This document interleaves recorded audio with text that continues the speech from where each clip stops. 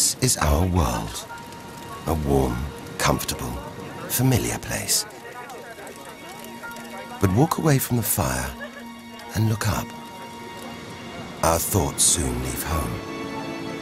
Are we just insignificant specks? Is the universe welcoming or hostile? We could stand here forever, wondering. Or we could turn our back on this beach, leave home, to see the universe from here to its edge, to discover its wonders, confront its horrors. Beautiful new worlds, malevolent dark forces,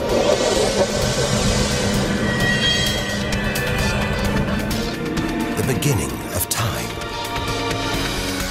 the end of the world. Would we have the courage to see it through? Or would we run for home? There's only one way to find out.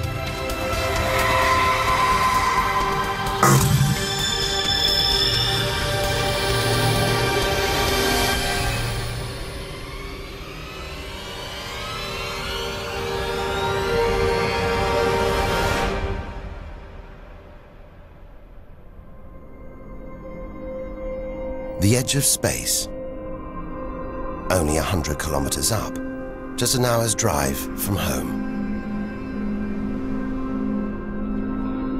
Down there, life continues. The traffic keeps moving, stocks go on trading, and Star Trek is still showing. Looks favorable enough at this point that the race should go. The Blue Jays will be without starter Jim Clancy for a couple of weeks. This morning, warming up Order! Will the honourable gentleman resume his seat? Mr. Ashton. But we have to leave all this behind. To dip our toe into the vast dark ocean beyond.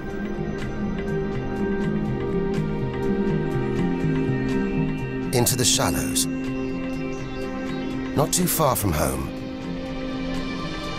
Onto the moon.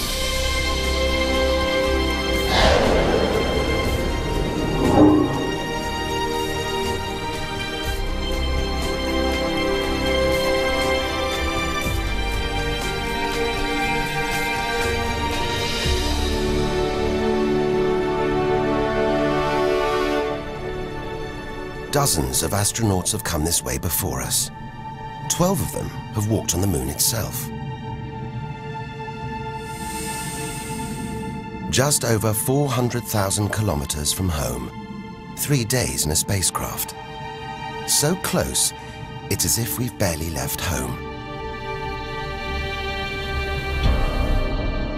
Familiar, safe, within sight of Earth.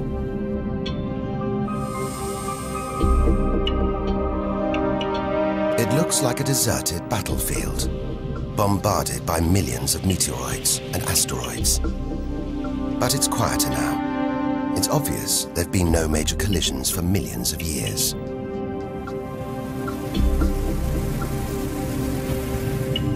This brings back memories. The Apollo 11 lunar module. Neil Armstrong's first footprints. Looks like they were made yesterday. There's no air to change them. They should survive for millions of years. Maybe longer than us.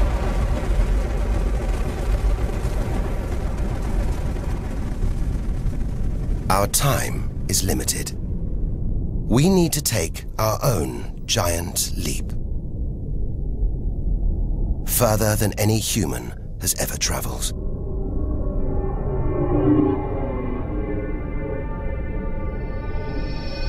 Out of the darkness, a friendly face. The goddess of love. Venus. The morning star.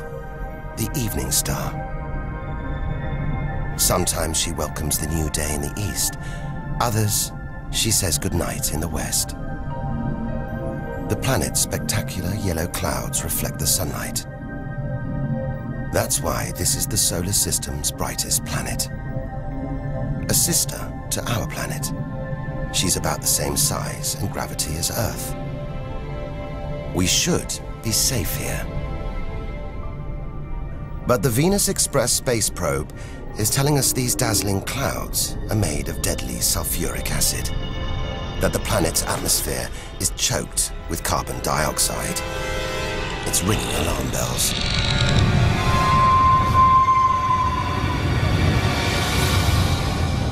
Venus is one angry goddess.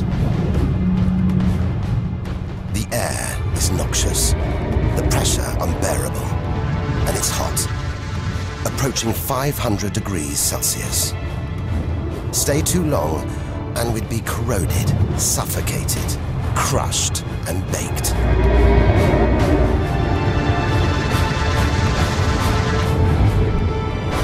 Nothing can survive here. Like this. It's a Soviet Venera robotic probe. Its heavy armor's been wrecked by the extreme atmosphere.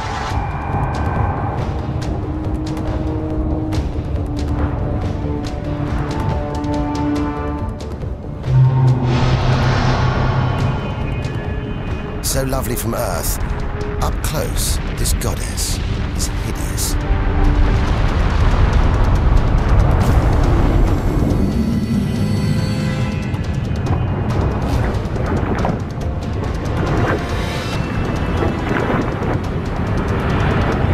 She's the sister from hell, pockmarked by thousands of volcanoes.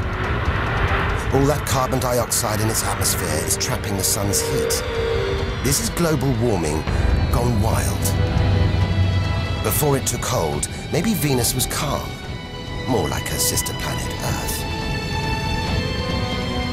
If that's true, this could be our planet's future.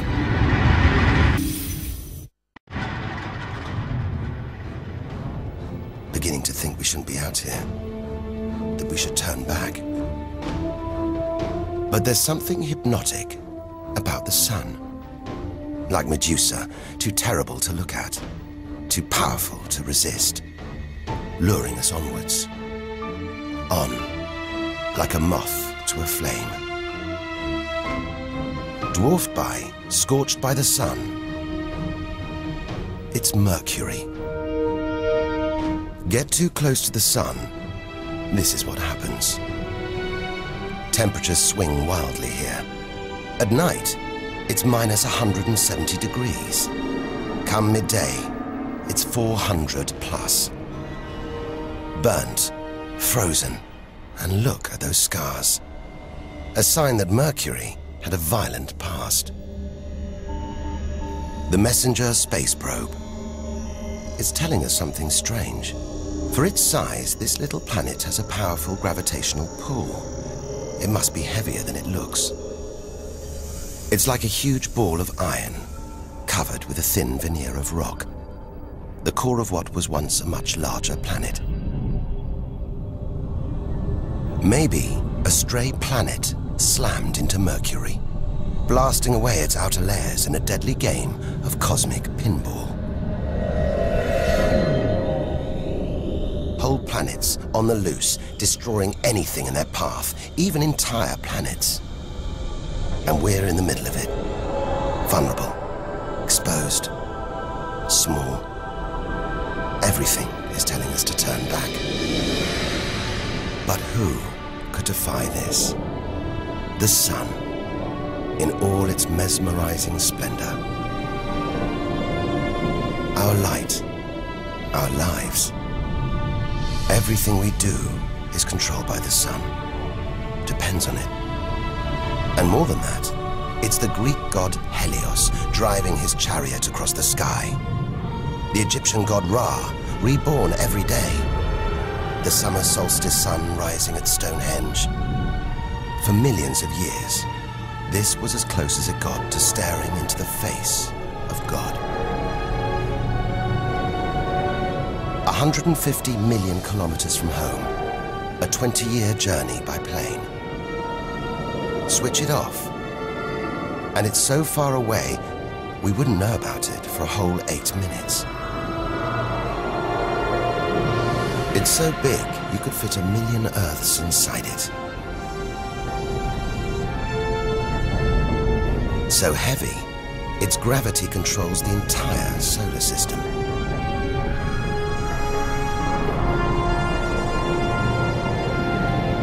But who needs numbers? We've got the real thing. We see it every day, a familiar face in our sky. Up close, it's unrecognizable. A turbulent sea of incandescent gas.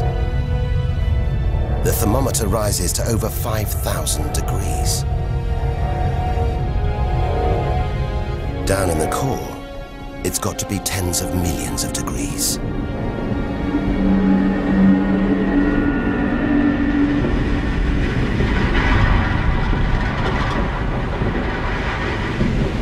Hot enough to trigger a nuclear reaction, turning millions of tons of matter into energy every second.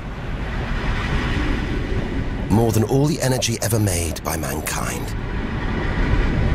Back home, we see this energy as light, feel it as heat. But up close, there's nothing comforting about the sun. It's so full of electrical and magnetic activity, it's bursting out in these huge incandescent gas loops called prominences. Each one releasing more energy than 10 million volcanoes. You could get the Earth through one of these loops and still have tens of thousands of kilometers to spare.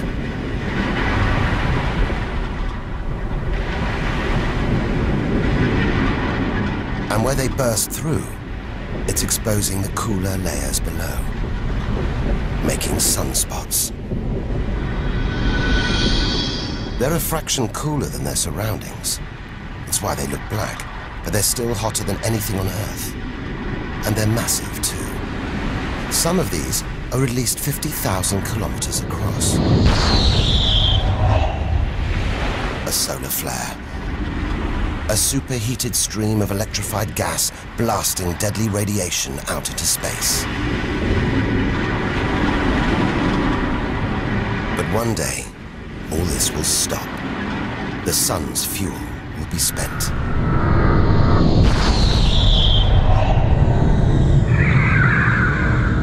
When it dies, that'll be it for the Earth as well. This God creates life and destroys it, demands we keep our distance.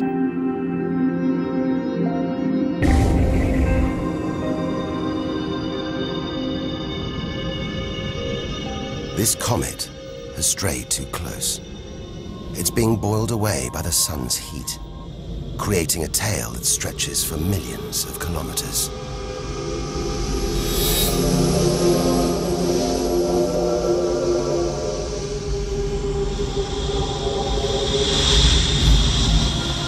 It's freezing in here. There's no doubt where this comet's come from.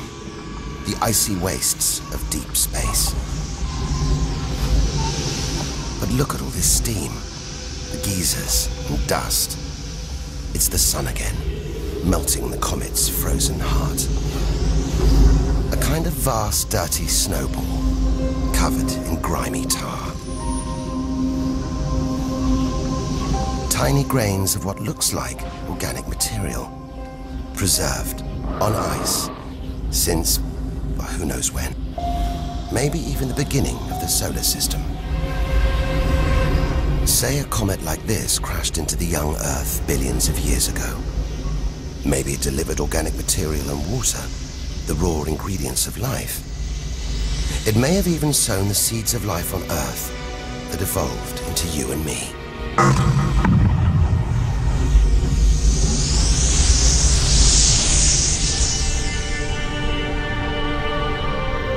But say it crashed into the Earth now.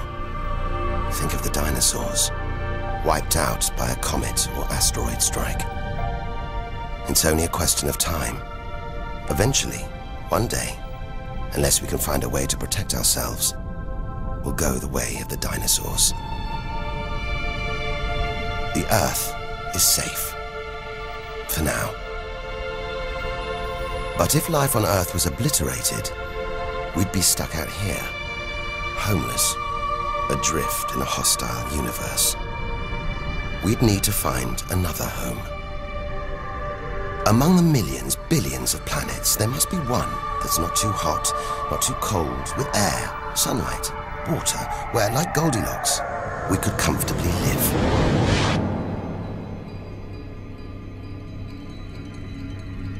The red planet. Unmistakably, Mars. For centuries, we've looked to Mars for company, for signs of life.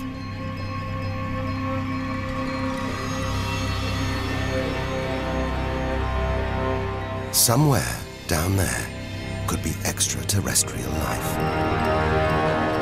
But are we ready to find it? Ready to rewrite the history books, to tear up the science books, to turn our world upside down? What happens next could change everything.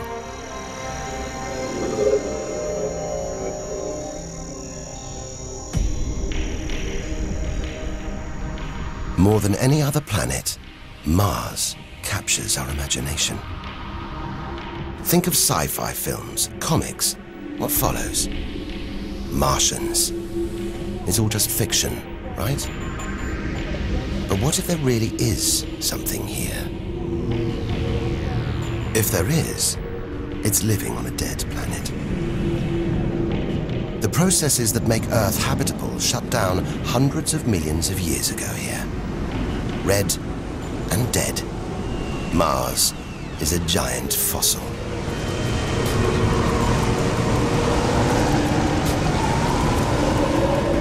Something's alive. A dust devil, a big one, bigger than the biggest tornadoes back on Earth.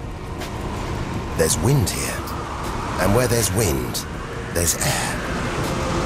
Air that could sustain extraterrestrial life. But it's too thin for us to breathe, full of choking carbon dioxide. There's nothing to protect Mars from the sun's ultraviolet rays. And it's cold, as low as -80 degrees, freezing water in the ground, at the poles, and even in the atmosphere, as snow.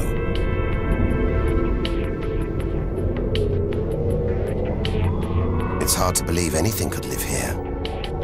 But on Earth, there are creatures that survive in extreme cold, heat, and even in the deepest ocean trenches. It's as though life is a virus. It adapts, spreads. Maybe we're carrying the virus of life across the universe right now. Even in the most extreme conditions, life usually finds a way. But on a dead planet, with no geological activity to replenish the minerals and nutrients in its soil, no heat to melt its frozen water, and all this dust, it's hard to see where we're going.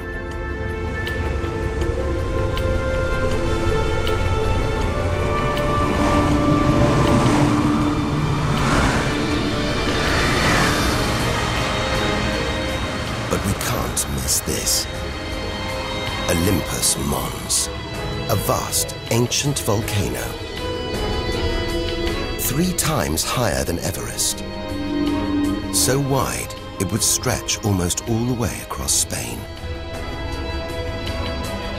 Since its discovery in the 1970s, it's been declared extinct.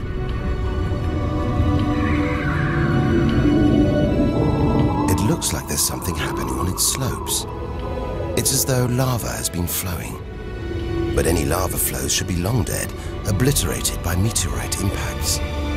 Unless this monster isn't dead after all.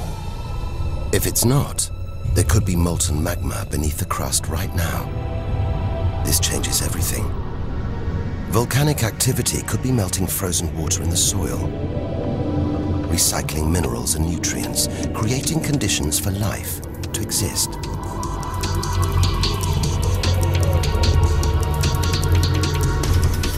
This makes the Grand Canyon look like a crack in the pavement. It goes on and on. So far, it would stretch all the way across North America. But look, signs of activity, erosion, and what looks like dried up riverbeds on the canyon floor. Maybe volcanic activity melted ice in the soil, sending water flowing through this vast canyon. Activity that we now know could still be melting ice, creating water. And where there's water, there could be life. If we can find running water, there's a chance we could find living creatures. Trundling across this desolate landscape, the NASA rover Opportunity. It's finding evidence that these barren plains were once ancient lakes or oceans that could have harbored life.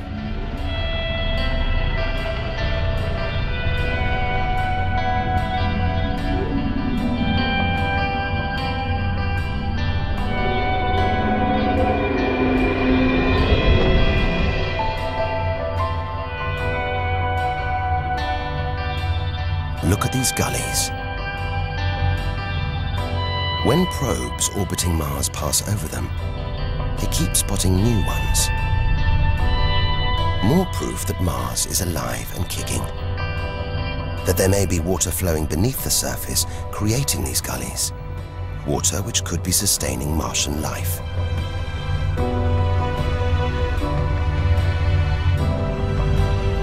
Now all we have to do is find it.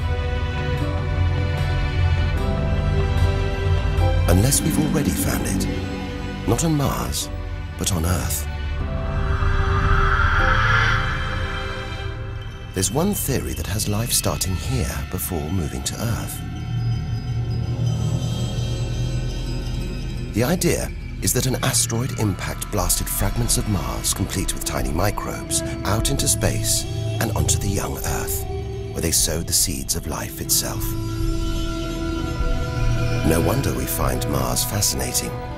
It could be our ancestral home. If it's true, it means we're all Martians. The Mars we thought we knew is gone, replaced by this new, active, changing planet. And if we don't know Mars, possibly the solar system's most studied planet, what else don't we know? There must be other secrets out there, waiting to be discovered.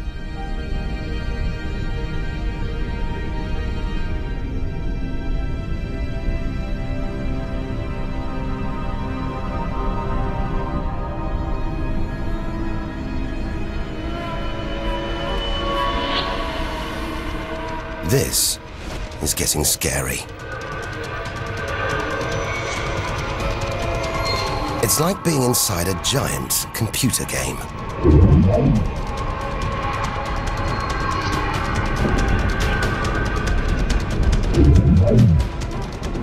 But these are all too real. Asteroids, some of them hundreds of kilometers wide. This one must be about 30 kilometers long. And look, perched on it, a space probe. Can't have been easy parking on an asteroid traveling at 80,000 kilometers an hour. It's a lot of effort to investigate some rubble. Rubble that regularly collides, breaking up and raining down on Earth as meteorites. Magical tokens, supernatural omens, and more than that. Turns out it was rubble like this that came together to make the planets, including our own.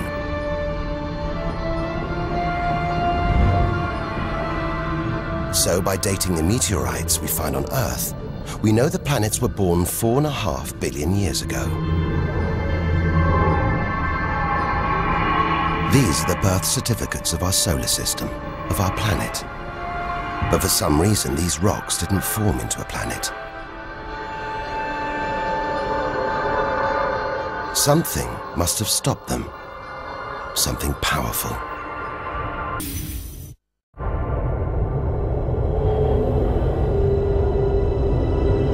Jupiter.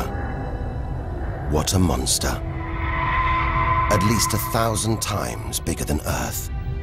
So vast, you could fit all the other planets inside it. Something this big is going to have a major effect on its neighbors. Its gravity is stopping the asteroids from forming a planet. And just look at it. It's stunning. But up close, maybe things aren't quite what they seem. This huge planet is almost all gas.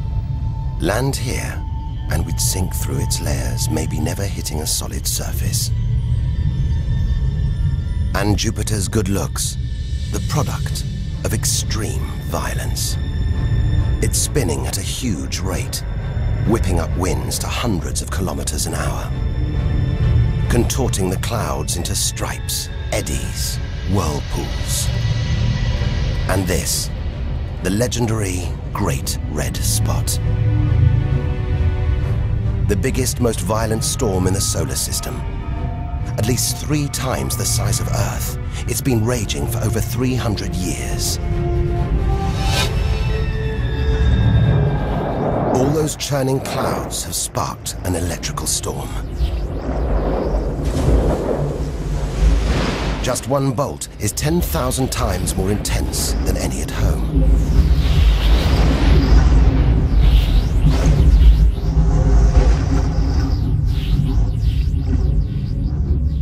It seems the best place, the safest place to see Jupiter is from a distance.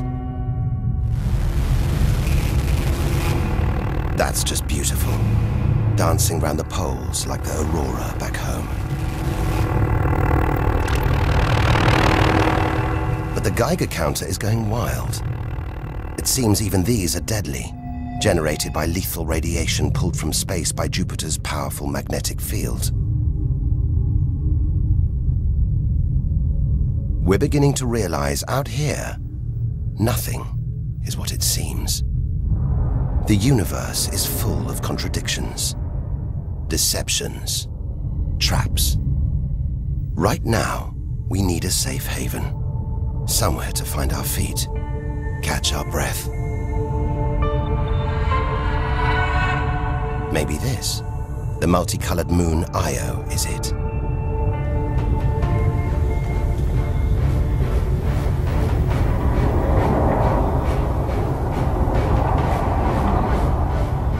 Those pretty colors, a molten rock, sulfur, volcanoes, spewing burning hot ash and sulfur hundreds of kilometers into the air. This is no safe haven. This is the most volatile place we've seen since the sun. Our magical journey to the edge of the universe is turning into a desperate flight. We've got to keep believing, hoping that amidst the dangers, there are wonders waiting to be discovered.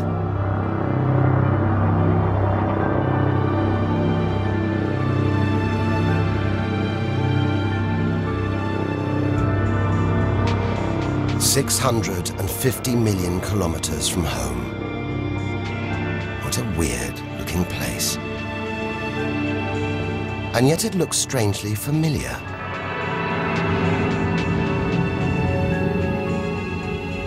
A bit like the Arctic with all that ice, all those ridges and cracks.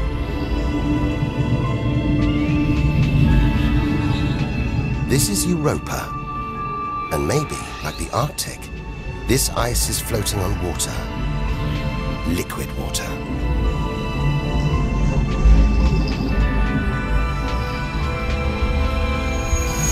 It's an intriguing thought. But we're 800 million kilometers from the sun. Surely Europa is frozen solid.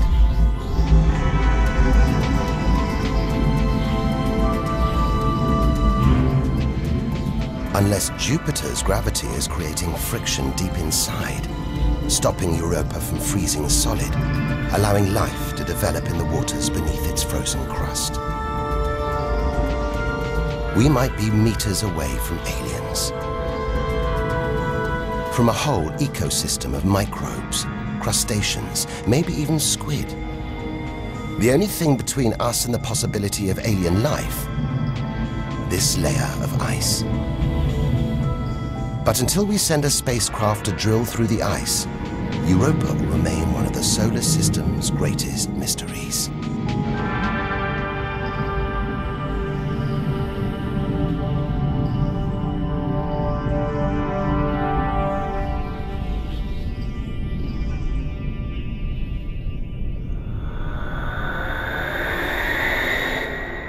It's captivated our imaginations, haunted our dreams. And here it is, spinning before our eyes. Saturn, the jewel in the solar system's crown. Seeing it makes everything we've experienced worthwhile. There's something magical about Saturn. A giant ball of gas, so light it would float on water. Its spectacular rings would stretch almost from Earth to the Moon, but they're just a few hundred meters deep. That's the Cassini orbiter. It's picking up ghostly radio emissions, probably generated by auroras around Saturn's poles. This is the real music of the spheres. And Cassini is telling us these rings are probably all that's left of a moon shattered by Saturn's gravitational pull. Incomparable beauty from total destruction.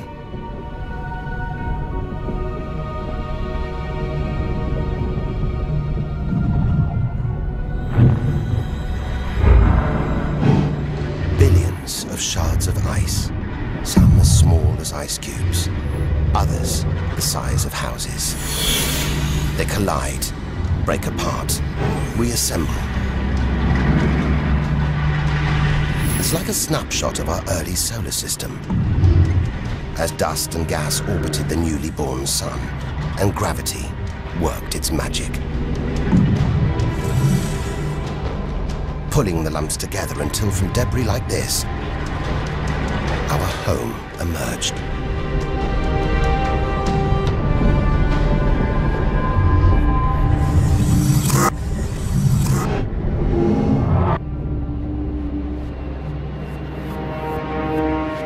We could stay here forever, gazing at Saturn's seductive allure.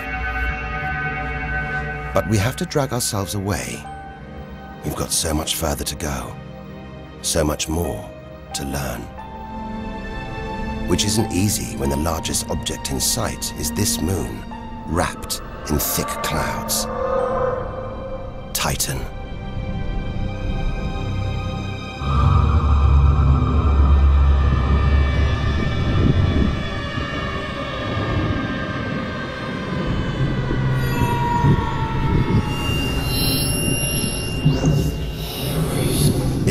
Like there's an atmosphere down here. There's wind, rain, even seasons. And look at these rivers, lakes and oceans. It's the most similar place to Earth we've seen so far. Maybe it was worth tearing ourselves away from Saturn after all. Except that's not water. That's liquid natural gas. There must be hundreds of times more natural gas here than all the Earth's oil and gas reserves. If we could get it home, it could power our cities, fuel our cars for thousands of years. Or maybe, one day, we could use it here to fuel a colony. Assuming there isn't life on Titan already. The Huygens space probe, dropped onto Titan's surface from Cassini, is here to find out. It's telling us there are organic materials in the soil, but it's so cold, minus 180 degrees. There's no way these could come together to form life. Unless Titan warms up. The sun is predicted to get hotter. When it does, maybe life will spring up here, just like it did on Earth billions of years ago. As the Earth gets too hot for us, maybe we'll move to Titan. One day we might call this distant place home.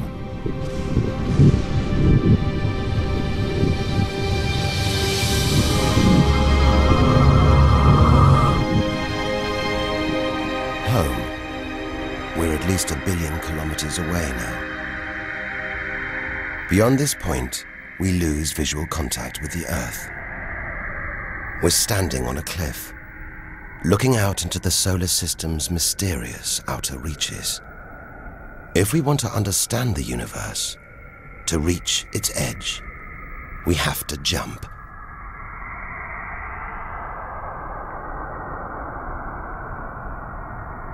Unseen from Earth, unknown for most of history, we're in the solar system's outer reaches. It's like diving down into the deep ocean.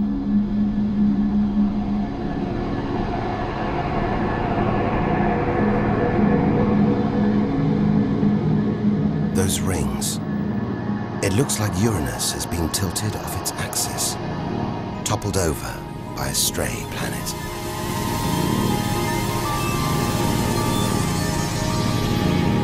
It's eerie out here. Already beginning to feel small, lonely. Maybe this is how we'll feel, what we'll find at the edge of the universe. But we've barely left the shore. Shrink the Earth down to the size of a pea. We've traveled less than 2 kilometers. But to reach the edge of the solar system, we've got to travel another 20,000 kilometers. Out of the deep, another strange beast. The god of the sea, Neptune. This giant is swathed in methane gas. And look, a storm the size of Earth, whipped up by savage 1,500-kilometer-an-hour winds. Back home, it's the sun that drives the wind, but Neptune's too far away. Something else must be creating these ferocious winds, but nobody knows what. Our solar system is huge. It's alarming how little we really know about it.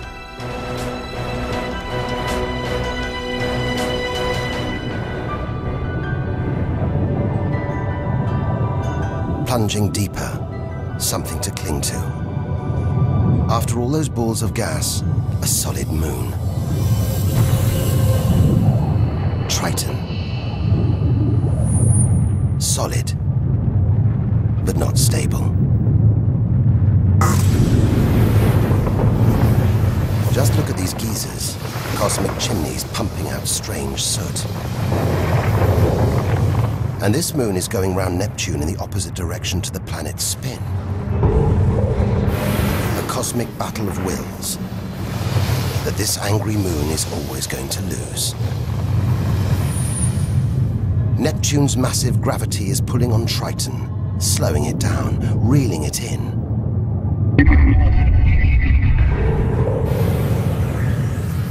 One day, it'll be ripped apart by Neptune. And that's it. No more moons, no more planets to see in our solar system. It's getting colder. We're getting further from the sun, slipping from the grip of its gravitational tentacles. But look at all this. It's not a void. It's teeming with frozen rocks, icy spheres, like Pluto. Until recently, it seemed Pluto was alone. Beyond it, nothing. We were wrong. More frozen worlds. Discoveries so new, nobody can agree what to call them. Plutinos, ice dwarfs, cubanos. Whatever the name, the implications are the same. Our solar system isn't the neat model we thought it was. Over 13 billion kilometers from home, the most distant thing ever seen to orbit the Sun, another small icy world called Sedna, discovered in 2003. Its orbit takes 10,000 years and sends it 130 billion kilometers from the Sun. Hang on, there's something else out here. 16 billion kilometers from home, the space probe Voyager 1. If it wasn't for this bundle of aluminium and antennae, we'd have no images of the giant planets, no clue about their strange moons. It's traveling 20 times faster than a bullet, sending messages home.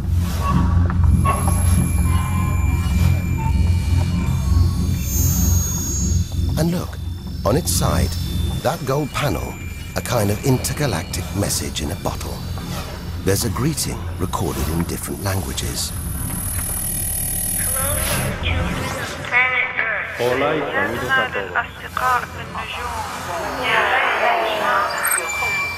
And a map showing how to find our solar system.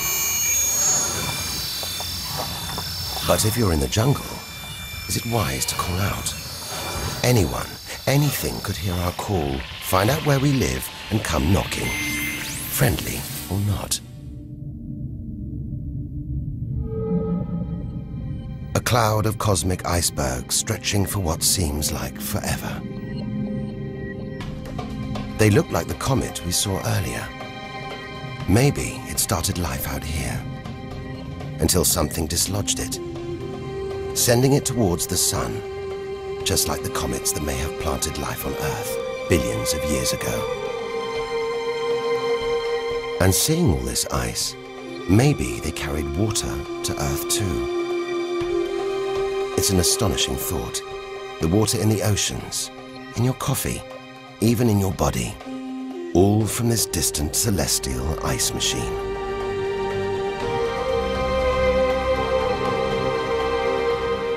We're 8 million, that's 8 trillion kilometers from home. But in reality, this is only a baby step. Ahead, trillions of kilometers, billions of stars. This is it. Time to stop looking in and start looking out. To step out into the big, wide universe. Into interstellar space.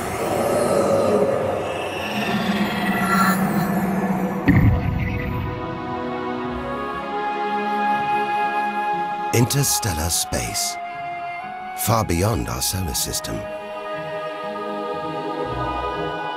What a view.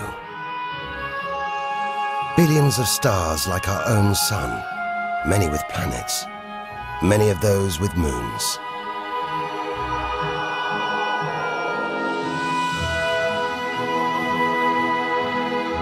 It's hard to know which way to go.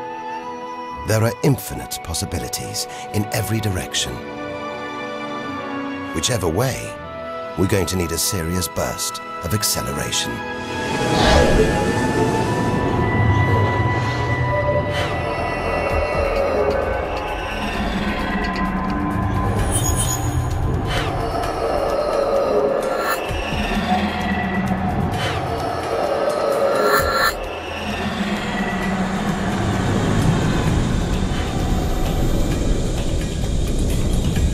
$40 trillion kilometers from home. 150,000-year ride in a space shuttle. And we've only just reached the first solar system after our own. Alpha Centauri. Not one, but 3 stars. They're spinning around each other, locked in a celestial standoff. Each star's gravity attracting the other, their insane orbital speed keeping them apart.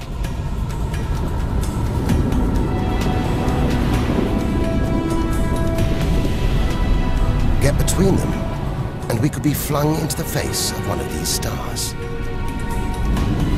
Vaporized, trillions of kilometers from home. So far, the kilometers are becoming meaningless. We're going to have to talk in light years. A beam of light takes 1 year to travel 10 trillion kilometers. So 40 trillion kilometers is 4 light years from home. It's crazy.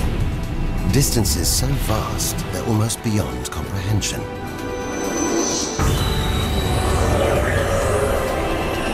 And exciting. Who knows what strange worlds lie ahead? What we'll discover when, if we reach the edge of the universe.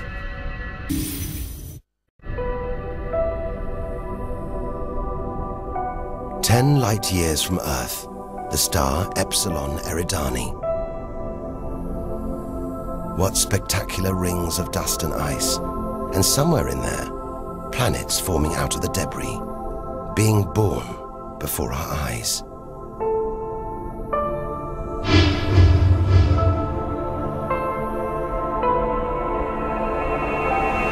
Asteroids and comets everywhere.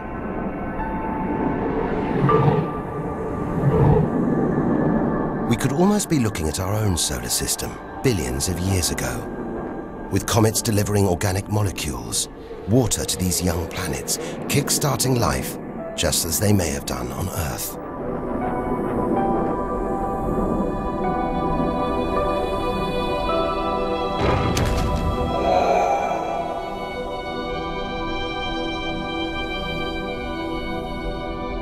At the center of all this action, a star smaller than our sun.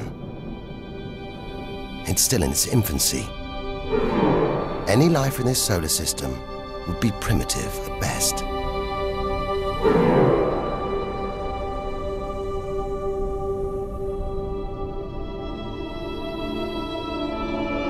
There must be more mature, developed solar systems out here, but finding them is like looking for a needle in a cosmic haystack.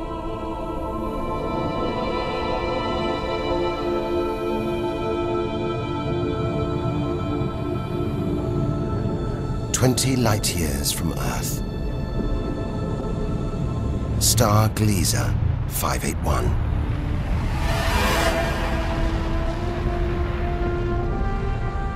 It's about the same age as our sun.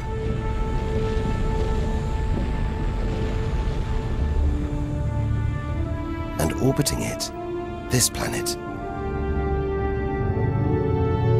It's just the right distance from its sun. Any closer and water would boil away. Any further and it would freeze.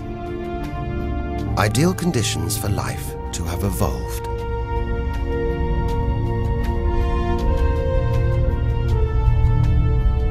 And if comets have struck, delivering water and organic materials, then life, complex beings like us, even civilizations like our own, could be down there, right now.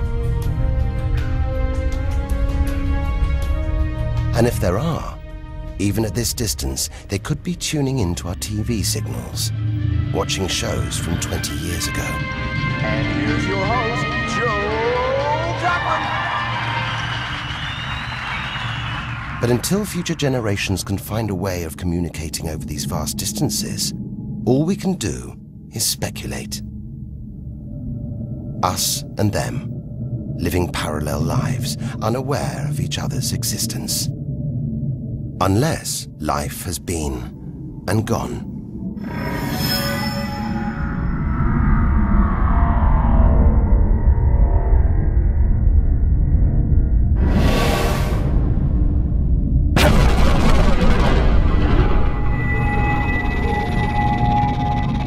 That's the problem with comets. They're creators and destroyers. As the dinosaurs found out the hard way 65 million years ago. This is the needle in the cosmic haystack, the closest we've come to a habitable solar system like our own. But it's a chance encounter. There could be hundreds, millions more solar systems like this out here. Or none at all.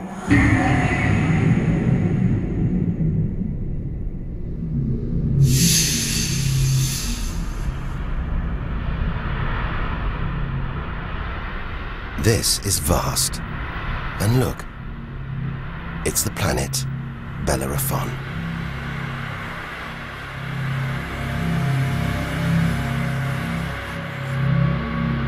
So close to its own sun, it's a miracle it was discovered at all. Problem is, from Earth, we can't see planets this far out. They're obscured by the brilliance of their neighboring stars. But the planets have a minute gravitational pull on those stars. Measure these tiny movements trillions of kilometers away, and we can prove they exist.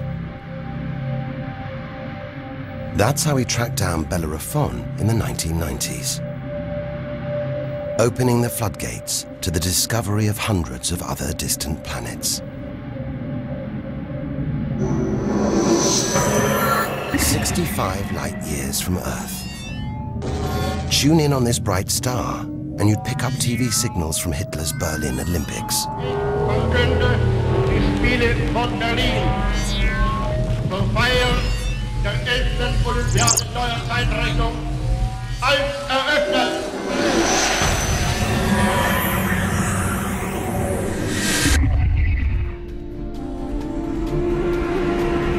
Twin stars.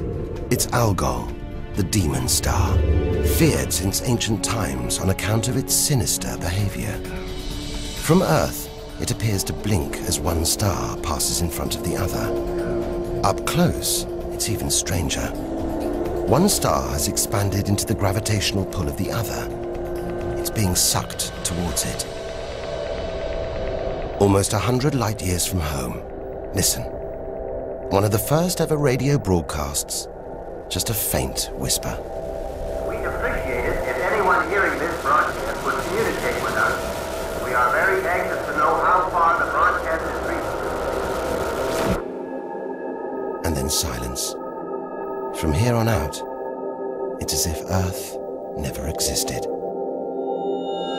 Any aliens living beyond here will have no idea we're there. It feels like a lifetime ago we stood on that beach, looking up at the sky, wondering where and how we fitted in. It's time to appreciate the wonders we're seeing, not just for what they tell us about our own world. It's what they can tell us about the whole universe, its past and its future.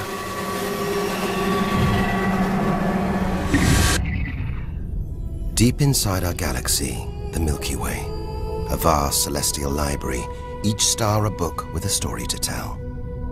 It's all here, waiting for us to lift the cover. The seven sisters, daughters of the ancient Greek god Atlas, transformed into stars to comfort their father as he held the heavens on his shoulders.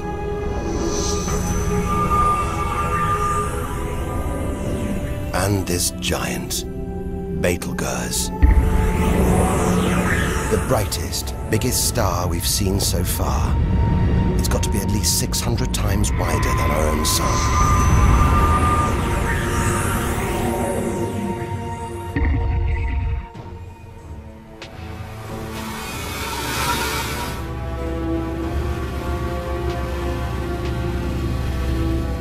But this, it's not a star. Not a planet. Not like anything we've ever seen.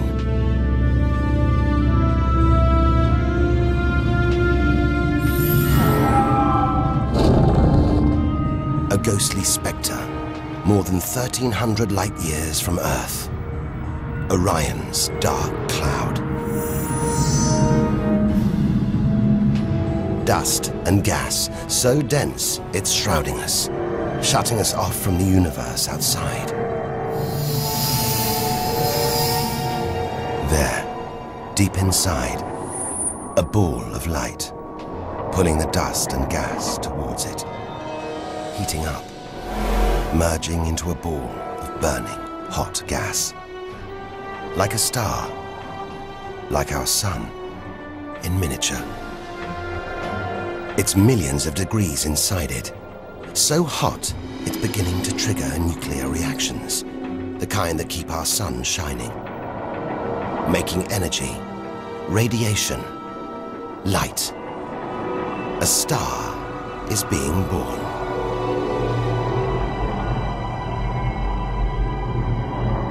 Or rather, stars.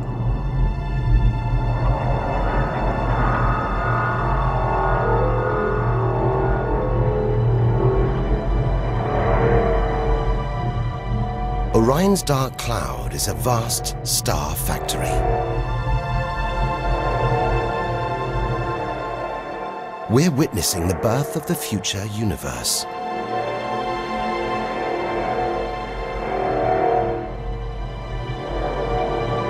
We've come to expect hostile horrors, but we're discovering one of the universe's greatest creative wonders: star birth.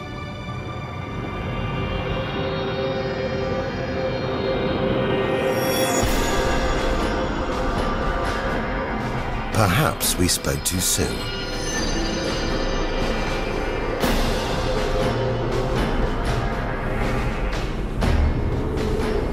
Jets of gas, exploding outwards at 200,000 kilometers an hour, blasting dust and gas out for millions of kilometers.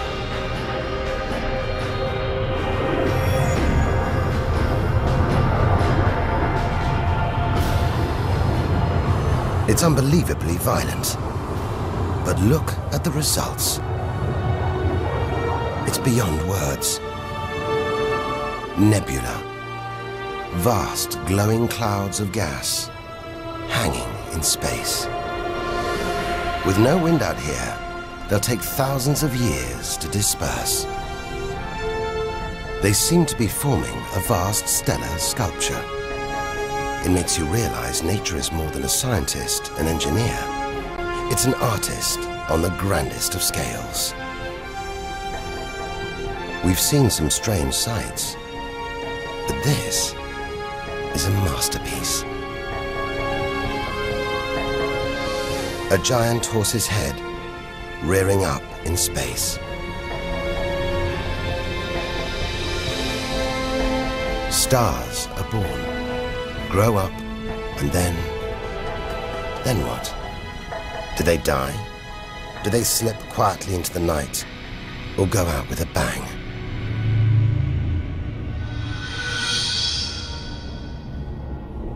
Somewhere between here and the edge of the universe lies the answer. Nearly 4,000 light years further, luminous clouds suspended in space, encircling what was once a star like our own sun. All that's left of it are these brightly colored gases. Elements formed by nuclear fusion deep inside the star, released into space on its death. Green and violet, hydrogen and helium, the raw materials of the universe. Red and blue, nitrogen and oxygen, the building blocks of life on Earth. For us to live, stars like this had to die. The oxygen in our lungs, the nitrogen in our DNA, it was all produced by nuclear fusion in stars that died long before the Earth was even born. We are made of stellar nuclear waste. Our family tree begins here.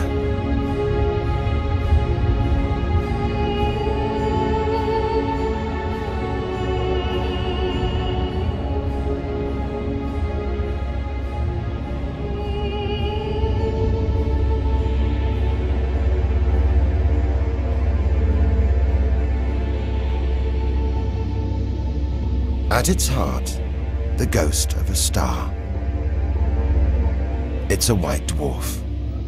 White, hot, small, but unbelievably dense.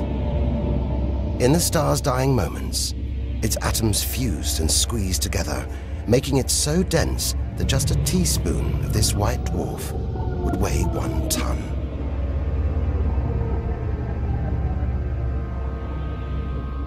It's a chilling premonition of our sun's fate. 6 billion years from now, it'll become a white dwarf. Its death will herald the end of life on Earth. It makes you wonder how many other worlds have been and gone. Stories left untold. Celestial books lost forever.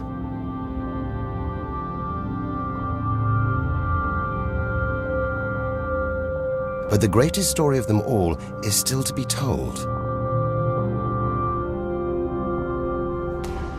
we must go back through time to the very first chapter to tell the story of how the universe began.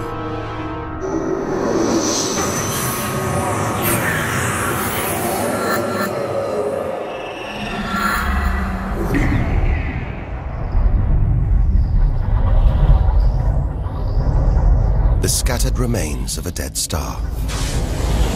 A nebula, the Crab Nebula. We're 6,000 light years from home, deep inside a stellar graveyard. We've learned so much, seen things we'd never have believed possible. Now, sights like this, wonders once beyond imagination, we take in our stride. We're ready. Ready to face whatever lies ahead. Determined to reach the edge of the universe.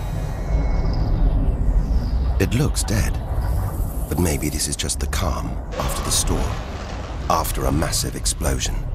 Powerful enough to turn a huge star into a cloud of dust and gas. A supernova.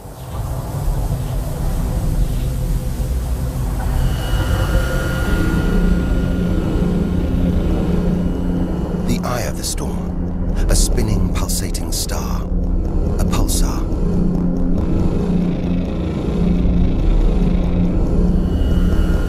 Gravity must have squeezed the giant star's core down to this. It's just 20 kilometers across, unimaginably dense.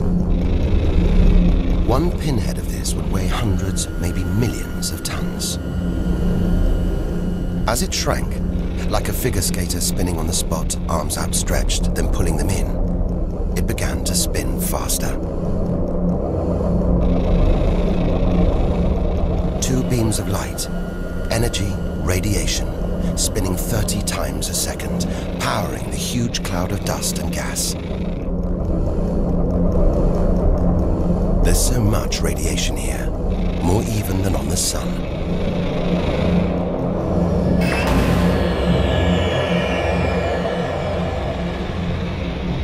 That was easily the deadliest thing we've encountered so far.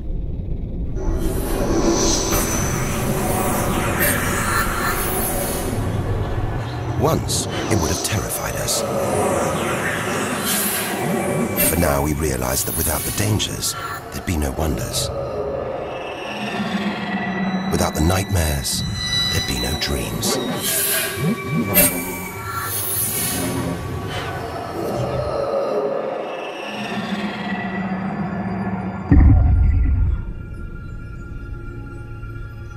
Getting a strange sensation. A feeling, as though there's something bad out here. A malevolent presence.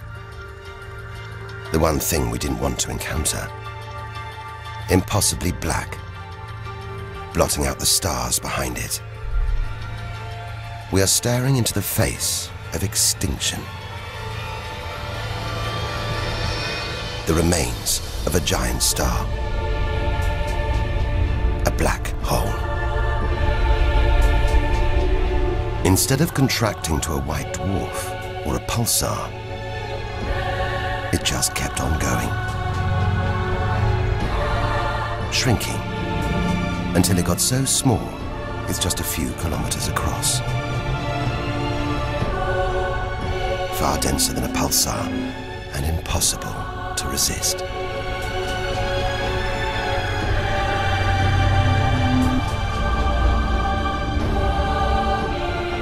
Stray too close, and there's no turning back.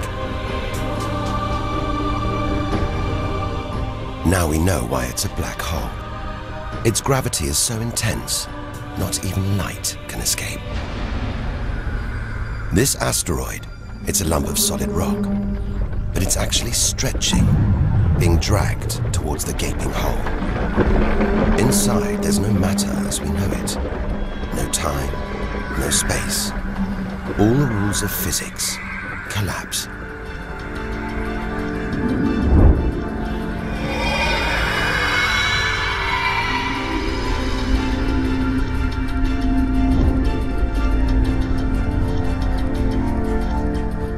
asteroid is gone. Truth is, nobody really knows where. We're looking at the limit of human understanding. There could be millions of black holes creeping around our galaxy. More perhaps than all the stars in the sky. But we wouldn't see them until it was too late.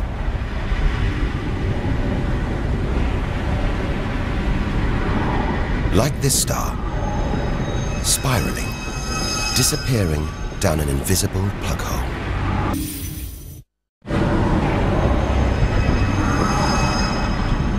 Who's to say we don't live inside a vast black hole? That the whole universe isn't inside one right now, inside another universe. Think about it for too long, and your mind reels. Sometimes it feels like the more we see, the less we know. But we do know our galaxy is more complex and more dangerous than we ever imagined. And we're still in our own galaxy, the Milky Way. The vastness of the universe beyond still lies ahead. The wonders, the dangers, the secrets, they're out there.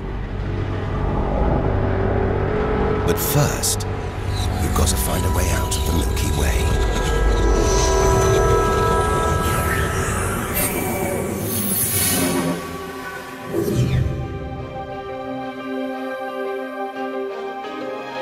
"7,000 light years from home, still deep inside our own galaxy. It's as though we're in a forest thick with trees, each so beautiful, so fascinating. It's impossible to look beyond, to see the bigger picture. We have to find a way through, reach the clearing at the galaxy's edge. Only then can we begin to understand where it and we all began. But faced with sights like this, it's hard to leave. A colossal glowing cloud topped by these great towers of dust. The pillars of creation. Like a gateway into the far galaxy. Both pillars studded with tiny protrusions. Embryonic star systems. Each one the size of our solar system. Another monument to nature's astonishing creativity. We have to ignore its captivating beauty, its siren song, tear ourselves away, in order to carry onwards towards the edge of the galaxy.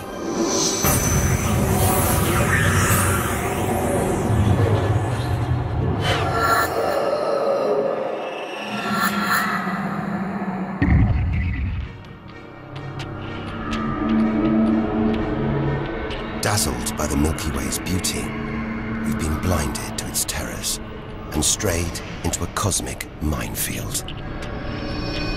Like an explosion in slow motion, giant clouds of gas are bursting out of this star. A massive star, millions of times brighter than our sun. It's going into meltdown. The fuel that sustains it is running out. The nuclear reactions that power it winding down. We're watching its death throes. Eventually, the core will implode. The result, a new black hole.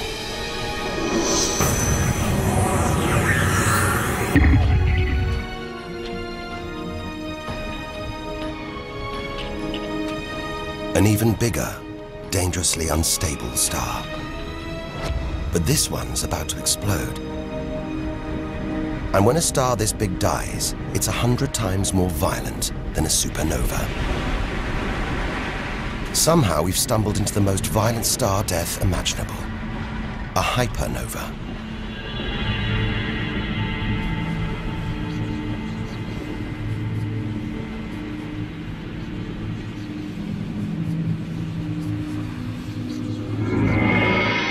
The core's collapsed. It's becoming a black hole.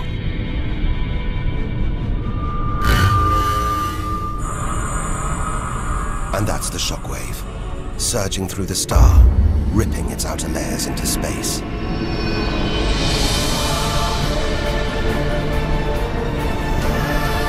There's lethal radiation everywhere, enough to have a catastrophic effect on any planet unlucky enough to be nearby. When virtually every species on Earth was wiped out 450 million years ago, the culprit may have been one of these. Deadly hypernovas, frozen comets, scorched planets, white dwarfs, red giants, Earth. Tiny drops in a vast pool of white light. Our home galaxy, the Milky Way. We wanted to know where we fit in. Here's our answer.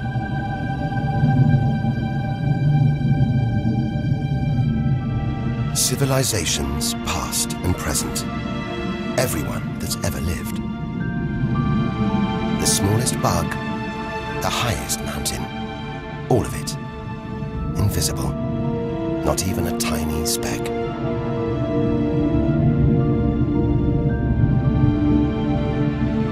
Our home is a minor planet of an insignificant star. If it disappeared right now, who or what would even notice? And yet, so far we found nowhere else we would rather live. Nowhere we could live. It's only now, far from home, that we're beginning to truly appreciate it.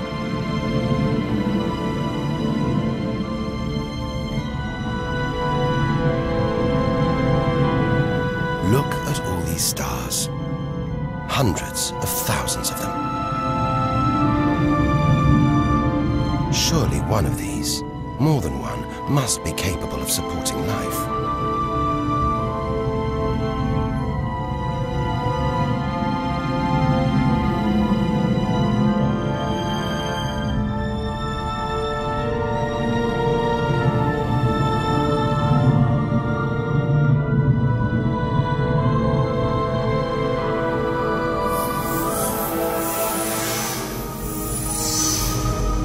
Maybe here, in this swarm of stars, the Great Cluster.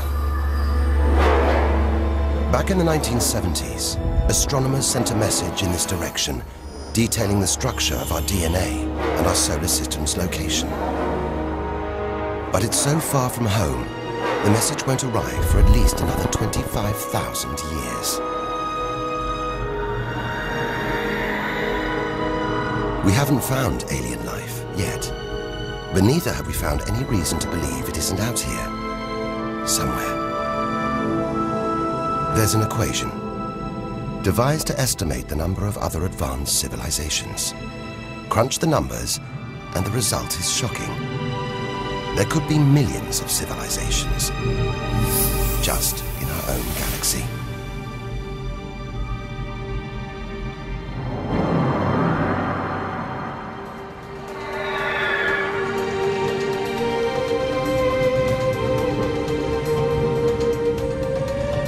Everything we have seen so far is inside the Milky Way.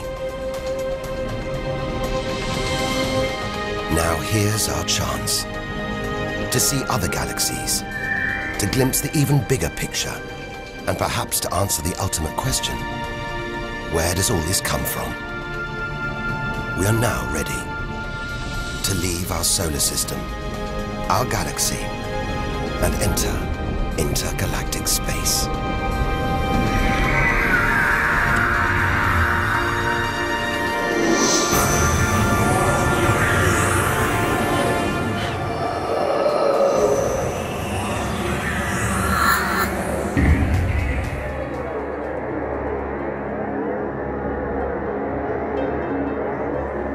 Beyond the Milky Way, through the vast expanse between galaxies, against all the odds, we've made it to intergalactic space.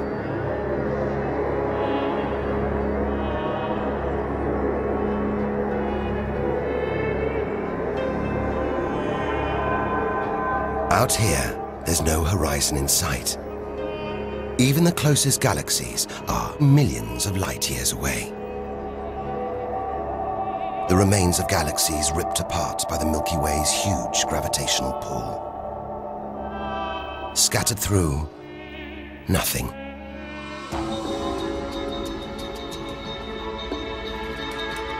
This is as close as the universe gets to a perfect vacuum.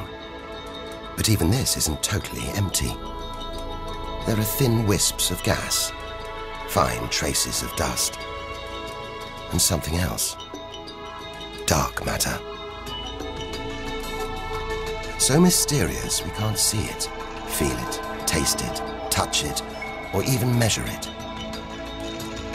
Yet so common, it could make up over 90% of all the matter in the universe. If dark matter does exist, it means there's no such thing as empty space. Even out here, we're surrounded by matter. We only know it exists because of the strange hold it exerts on galaxies, like this one, the Large Magellanic Cloud.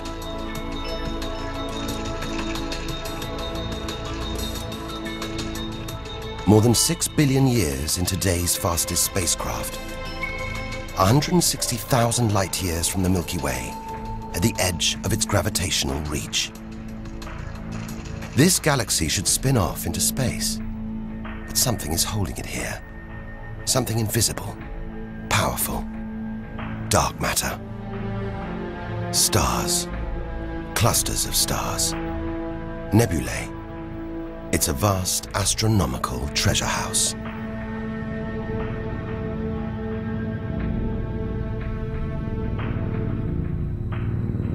But look at this. It's like a string of gleaming pearls.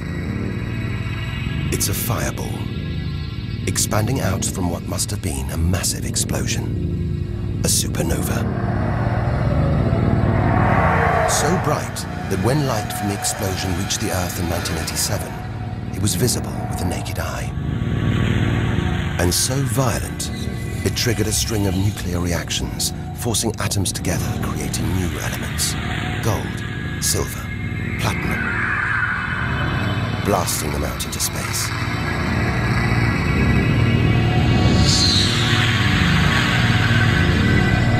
The gold in the ring on your finger was forged in a massive supernova like this, trillions of kilometers away, billions of years ago.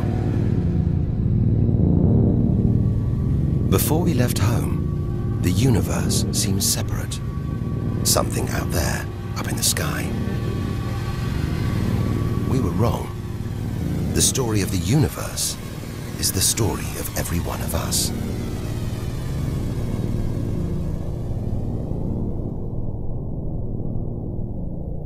It's comforting to remember as we venture through this abyss.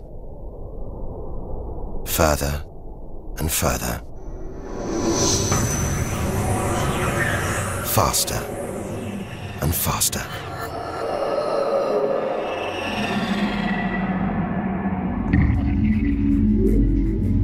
The Andromeda Galaxy, 2.5 million light years away. It's moving through space at nearly 1 million kilometers an hour. Everything in space is moving apart like shrapnel from an explosion. We're seeing this galaxy as it was when our ape-like ancestors first walked across the African plains.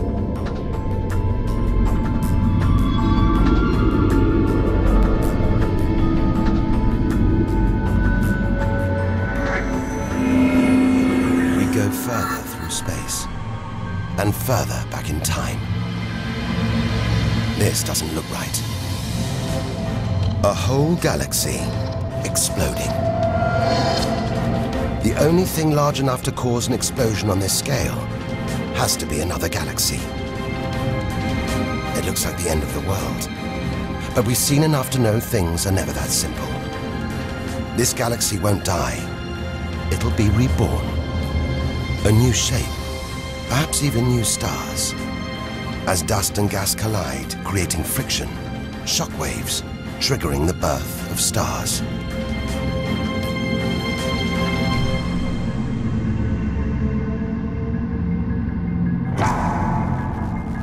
There's order in this chaos, a pattern behind the infinite variety, an an endless cycle of birth and death, creation and destruction. It's a pattern woven through the vast fabric of space that binds each of these galaxies. There are billions of galaxies in the universe, each with billions, even trillions of stars. Possibly more stars than there are grains of sand on all the beaches on Earth. And all of these are just the stars that exist now. What about the stars that have been and gone? All the stars being born, yet to be born. We're finally beginning to see the big picture, and it's grander than we ever imagined. This galaxy, the huge pinwheel galaxy, is so far from Earth that if we send a message home now, it'll take 27 million years to get there. Who knows whether our species, our planet, will still be around to receive it? Most likely not.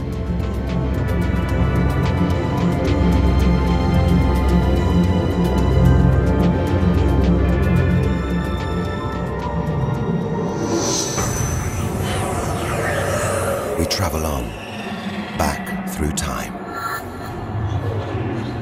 Past the point where the dinosaurs were wiped out. Past the moment where the first creatures clambered onto land.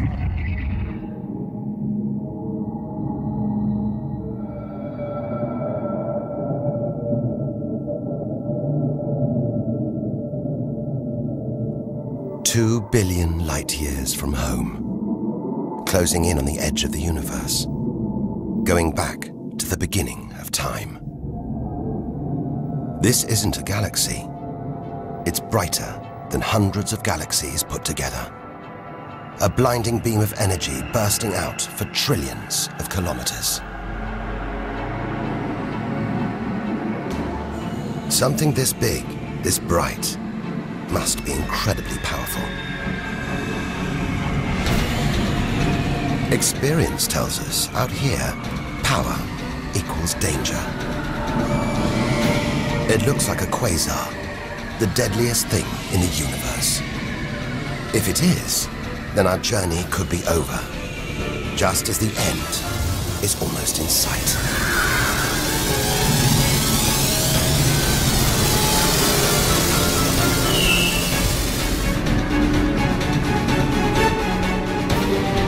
The deadliest, most powerful thing in the universe. A quasar. A swirling cauldron of super-hot gas, brighter than hundreds of galaxies.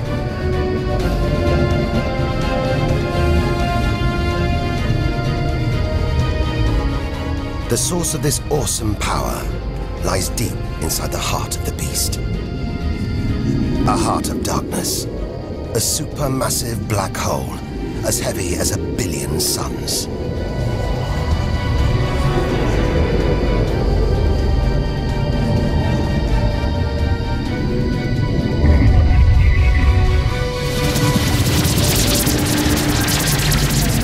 It's ripping apart whole stars, sucking their gases into the quasar, devouring them, until they're nothing, lost forever from the visible universe.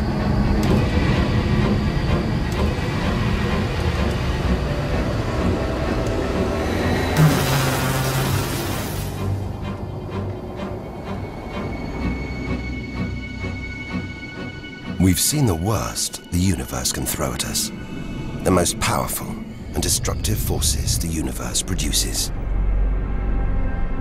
Now it's on to the very edge of the universe. It's almost within reach.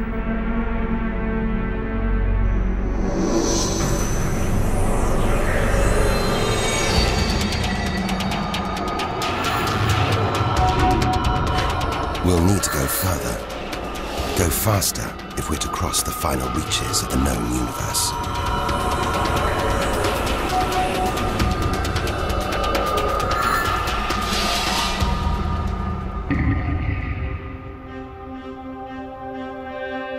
Eight billion light years from home.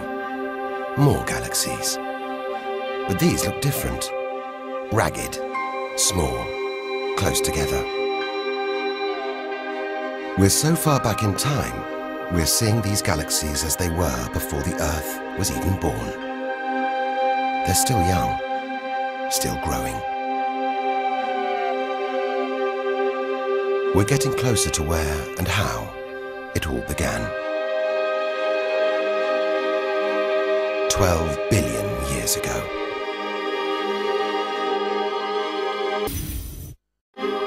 Look at the galaxies now.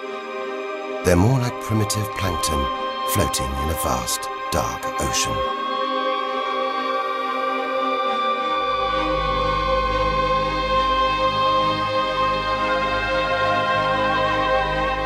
It's magical. Clouds of dust and gas, dancing, forming a shape, merging to make embryonic galaxies. This is how our own galaxy was born.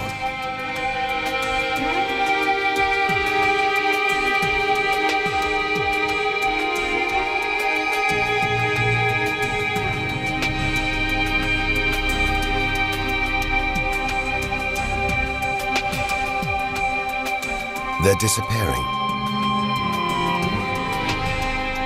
We've gone back before the stars were born,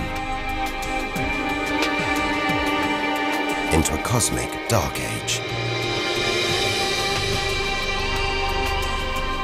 And before that, light. The afterglow from a massive explosion. The explosion which created the known universe.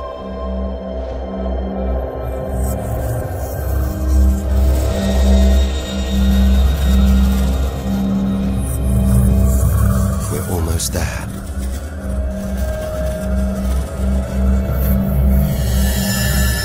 This is it. We've made it. The edge of the universe. 130 billion trillion kilometers from home.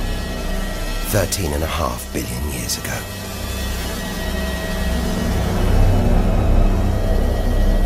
The very instant of the Big Bang. The most violent, most creative moment in history. Everything that's ever happened follows from this moment.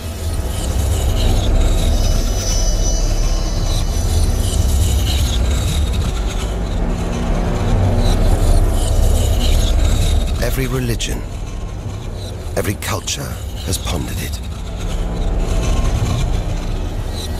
But we still don't know what sparked this act of creation, or why. This is where our journey ends, and the universe begins.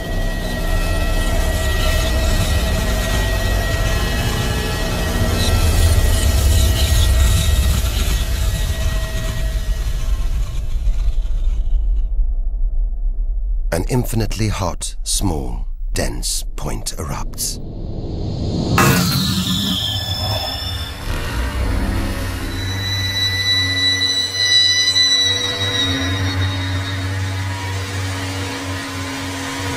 Creating space, time, matter, our universe itself. First, it's the size of a subatomic particle. The tiniest fraction of a second later, it's big enough to hold in the palm of your hand.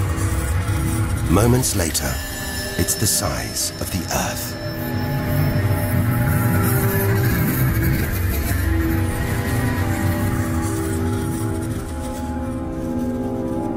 Today, the light from the Big Bang is still spreading out as a hiss of radio static.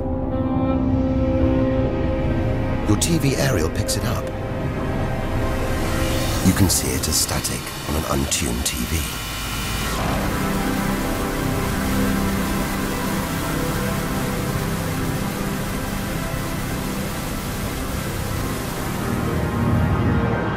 We go on. Forwards through time, riding the blast wave. All the things we've seen on our journey are sparks flying out from the Big Bang. Galaxies, stars, planets, all just debris.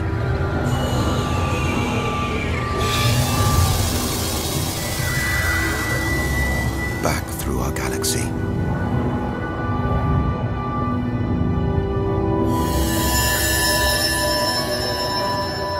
Our solar system. Until we reach another cooling cinder, swirling in the afterglow of the Big Bang. The Earth.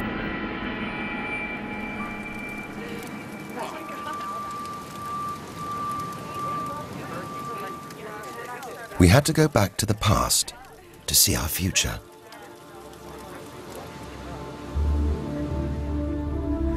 "3 billion years from now, the vast Andromeda galaxy smashes into our own. A new galaxy is born. The sun and planets survive, but they've been thrown into a huge looping orbit around the new galaxy.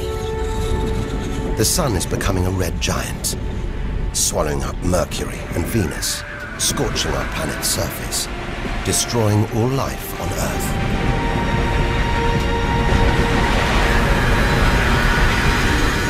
The sun dies, shrinking to a white dwarf. Neighboring stars are dying too, being replaced by white dwarfs, pulsars, black holes. The lights are going down on the galaxy.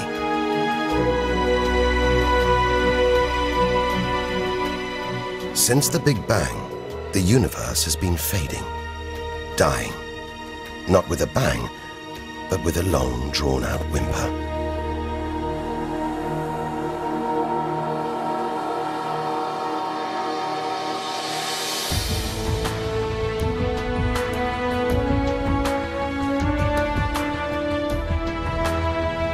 But there could be a way out, an escape route from our dying universe. It might be possible for our distant descendants to find a shortcut through space and time, a wormhole. If there are other universes, it could take our descendants from our doomed universe into a parallel one, where they could find another Earth, still in the prime of life. If they're lucky enough, they will live on in a new universe, a new home.